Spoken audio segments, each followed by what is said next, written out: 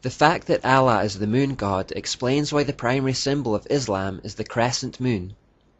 It is also why Muslims fast during the month which begins and ends with the appearance of the crescent moon in the sky. What about the star that so often accompanies it? This is an adaptation of the old symbol for the sexual joining of the male and female deity. These are Egyptian and Babylonian examples. Islam has adopted other important features and rites that betray its pagan roots.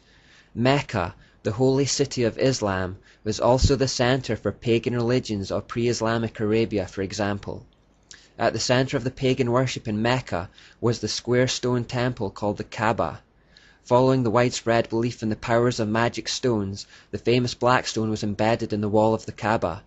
Such black stones were found in other places in the pagan Middle East and were representative of Saturn. The pagans of pre-Islamic Arabia believed that they needed to bow and pray towards Mecca at set times in the day. Furthermore, they believed that one should make a pilgrimage to worship at the Kaaba at least once in one's lifetime, to process round the Kaaba 7 times and to kiss the black stone. All these rites were continued in Islam. The Quraysh tribe saw to it that all manner of different religions were allowed in the Kaaba, so as to extend the influence of Mecca as a center for many religions. There were about 360 different idols in the Kaaba in addition to an idol of Allah.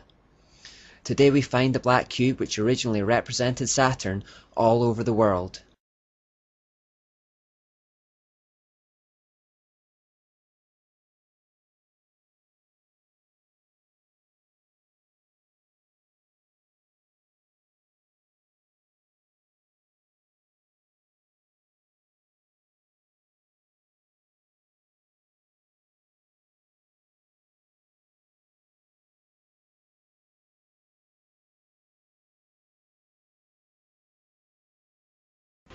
Fans of the Transformers movies will know that it portrays the cube as the source of all life. In that movie, both Decepticon and Autobot, good and evil, comes from this one force. The same philosophical idea is found in many other movies like Star Wars, Harry Potter and Wizard of Oz. A key trait of occultism is the idea that behind both the sun and moon, light male and dark female is one source. The force itself is neutral, but can be used for good or evil. Incidentally, you'll also notice a lot of pyramids and sun symbols in the second movie in particular. The third installment, which is called The Dark of the Moon, is out in the summer of 2011, so keep an eye out for symbolism and hidden messages if you watch it. Muhammad removed the idols from the Kaaba, but nobody knows, however, what's left inside.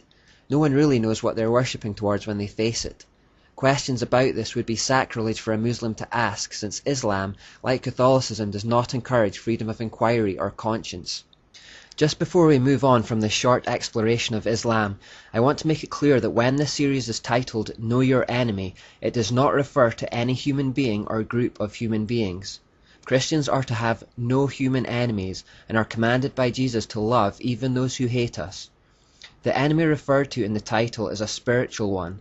As Ephesians 6:12 says, "For we are not fighting against flesh and blood enemies, but against evil rulers and authorities of the unseen world, against mighty powers in this dark world, and against evil spirits in the heavenly places."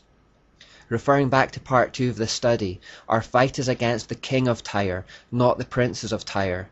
We are to love Muslims and Catholics and anyone else for that matter, but wage spiritual war against Satan and his hordes who would seek to enslave and destroy humanity.